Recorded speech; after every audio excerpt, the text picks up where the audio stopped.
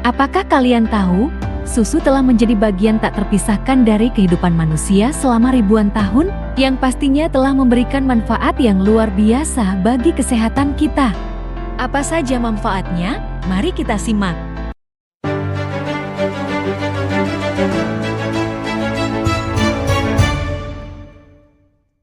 Susu adalah cairan bergizi berwarna putih yang dihasilkan oleh kelenjar susu mamalia, salah satunya manusia. Susu adalah sumber gizi utama bagi bayi sebelum mereka dapat mencerna makanan padat.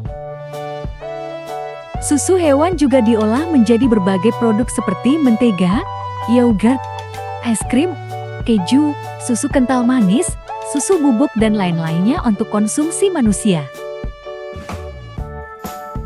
Susu memiliki banyak fungsi dan manfaat. Untuk umur produktif, susu membantu pertumbuhan mereka. Sementara itu, untuk orang lanjut usia, susu membantu menopang tulang agar tidak keropos.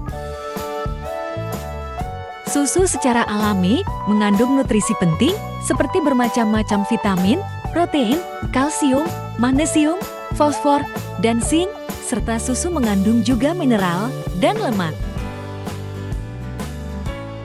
Oleh karena itu, setiap orang dianjurkan untuk meminum susu setiap harinya.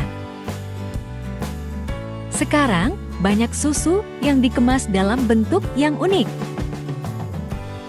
Tujuannya, agar orang tertarik untuk membeli dan minum susu. Bahkan ada juga susu yang berbentuk fermentasi. Sejarah. Pada zaman dahulu, susu telah dipakai sebagai bahan pokok pangan manusia.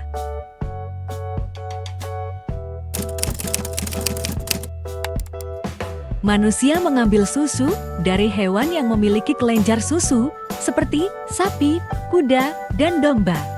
Sapi dan domba mulai dijinakkan sejak tahun 8000 sebelum Masehi untuk diambil daging, bulu, dan susunya. Di Timur Tengah, susu bahkan terfermentasi menjadi keju oleh para pengembara gurun di sana. Diperkirakan susu mulai masuk ke dataran Eropa pada abad 5000 sebelum Masehi melewati daerah Anatolia, sementara susu mulai masuk ke Inggris pada periode Neolitik. Penggunaan keju dan susu dari Timur Tengah lewat Turki mulai dikenal oleh bangsa Eropa pada zaman pertengahan. Kemudian, pada abad ke-15, para pelaut mulai membawa sapi perah untuk dipelihara dan diternakan di dataran Eropa untuk konsumsi susu. Bangsa Indonesia mulai mengonsumsi susu pada masa abad ke-19 dan 20 dengan mengikuti orang Belanda yang terbiasa meminumnya. Nutrisi hewan mamalia. Sebagian besar hewan mamalia, termasuk manusia, susu diberikan oleh induk melalui kelenjar susu induk. Beberapa kebudayaan meneruskan kebiasaan memberi air susu kepada bayinya hingga umurnya mencapai 7 tahun. Sedangkan pada ternak, khususnya sapi, anak sapi diberikan susu selama sekitar 3 bulan, tetapi bisa disapi lebih dini dengan pemberian pakan berangkasan jagung. Sumber susu. Susu tidak hanya dari sapi, tetapi juga dari beberapa hewan mamalia lainnya yang dihasilkan melalui peternakan susu. Susu dari jenis hewan ternak selain sapi diantaranya susu domba, susu kambing, susu kuda, susu kerbau, susu keledai, susu unta. Di Rusia dan daerah Laplandia, sejenis peternakan rusa perah dibuat untuk logistik susu di beberapa daerah di lingkar kutub utara. Susu kuda dan keledai mengandung lemak sekitar 50% lebih rendah dari susu sapi. Susu paus mengandung kandungan lemak terbesar, yaitu 50% dari kadar susu tersebut. Namun, susu paus tidak dikonsumsi oleh manusia. Syarat susu yang baik. Saat masih berada di dalam kelenjar susu, susu dinyatakan steril, namun apabila sudah terkena udara, susu sudah tidak bisa dijamin kesterilannya. Adapun syarat susu yang baik meliputi banyak faktor, seperti warna, rasa, bau, kekentalan, titik beku, titik didih, dan tingkat keasaman. Warna susu bergantung pada beberapa faktor seperti jenis ternak dan pakannya. Warna susu normal biasanya berkisar dari putih kebiruan hingga kuning keemasan. Warna putihnya merupakan hasil dispersi cahaya dari butiran-butiran lemak, protein, dan mineral yang ada di dalam susu, lemak, dan beta-karoten yang larut menciptakan warna kuning. Sedangkan apabila kandungan lemak dalam susu diambil, warna biru akan muncul. Susu terasa sedikit manis dan asin atau gurih yang disebabkan adanya kandungan gula laktosa dan garam mineral di dalam susu. Rasa susu sendiri mudah sekali berubah bila terkena benda-benda tertentu. Misalnya, makanan ternak penghasil susu, kerja enzim dalam tubuh ternak, bahkan wadah tempat menampung susu yang dihasilkan nantinya. Bau susu umumnya sedap, tetapi juga sangat mudah berubah bila terkena faktor tadi.